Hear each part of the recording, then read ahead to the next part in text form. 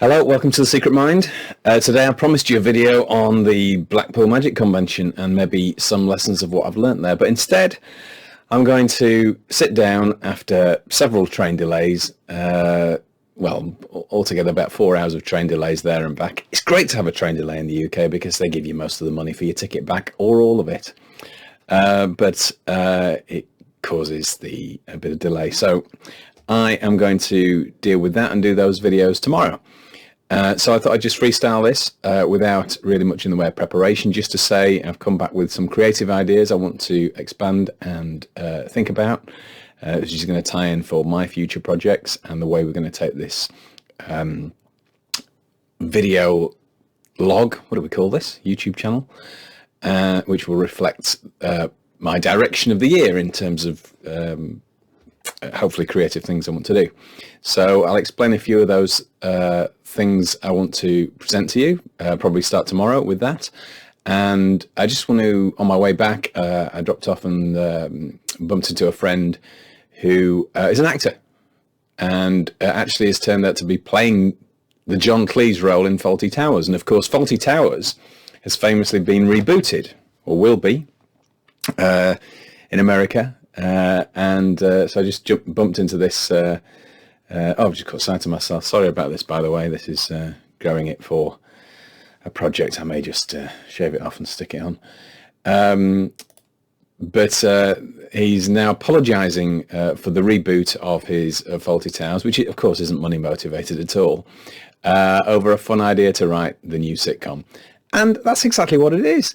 Why not? What you do in the future doesn't ruin what you do in the past in terms of creative art forms. Obviously, you can lose a reputation, you can lose trust, but in terms of writing a new sitcom, a new series that isn't as good as the last one, no one's forced to watch that. It's extra stuff. I say bring it on. I'm a fan of the sequel.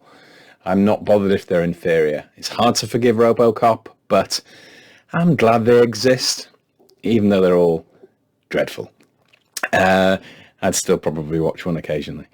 So don't worry about that. Now, of course, what my friend was in the dining experience of Fawlty Towers. Now, remember John Cleese, because of his love of money, and particularly Ali money, he famously disagreed with the live performance, the interactive, immersive experience of the Fawlty Towers dining experience. And I think I read a few years ago he came to a settlement.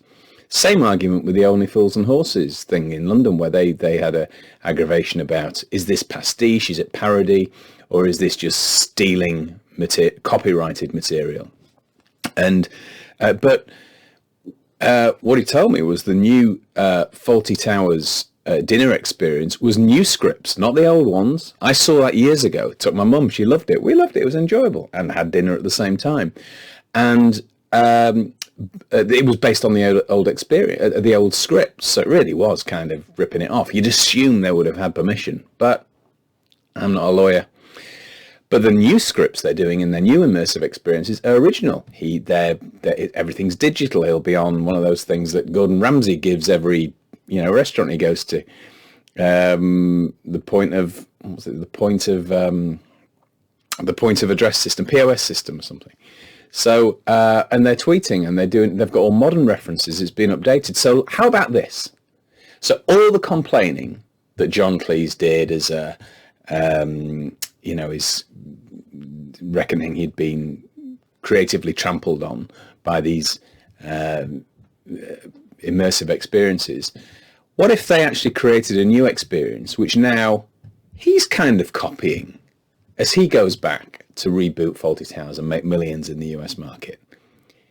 There's a little bit of tit for tat here, isn't there? There's a little bit of live and let live, a bit of goodwill, a little bit of an engine of creativity. It's back and forth, back and forth. It's not a one-way street. He can take advantage of that. He could steal their ideas if he wants to. He'll probably do it accidentally. Hopefully they won't claim against him. They're just modern ideas. And that's the thing about creativity. You shouldn't stifle it. You should allow it to grow on the shoulders of giants. Magic is a great example of that. How can you truly trademark, a move of your hand, or the hiding of a card, or the shield? This intellectual property is not It's not what copyright laws are for, to prevent creativity. Well, maybe it was, but it shouldn't be, and it can't be. So that is the paradox of creativity, and hopefully he'll go on and with a bit of support from some decent American script writers. Hopefully it'll be half decent. If not, it'll be an entertainment watching it. Who's not going to tune in? We all are. So that, I wanted to say that, and I can go into some other ideas from that. And the only other thing, I was going to cop out and just do a poem, but because I picked a poem very quickly from my poem collection, I'm just going to sign off with this. This is just a placemaker video before I get stuck in a bit more tomorrow after my, what do you call jet lag when it's after a train? Well, you decide. This is, let's get rid of Basil there. Sorry, Basil. This is Henry Norman's collected poems. Let's bring it down a bit. This is called The Wish List. Can't be more than 30 seconds, then we are out of here. The Wish List by Henry Norman. To arrive at a place where the past has no pain, where frailty is accepted, where all is beauty, immediate, important, connected, indivisible, exquisite. The greatest show in the universe, and you with a front seat, and you with a star. And everything is life, and life is everything, and you are life, and you are everything. To arrive at a place where all is cherished, and you are cherished, and you cherish yourself, and breathe, and breathe. It's called The Wish List. Thanks. See you tomorrow.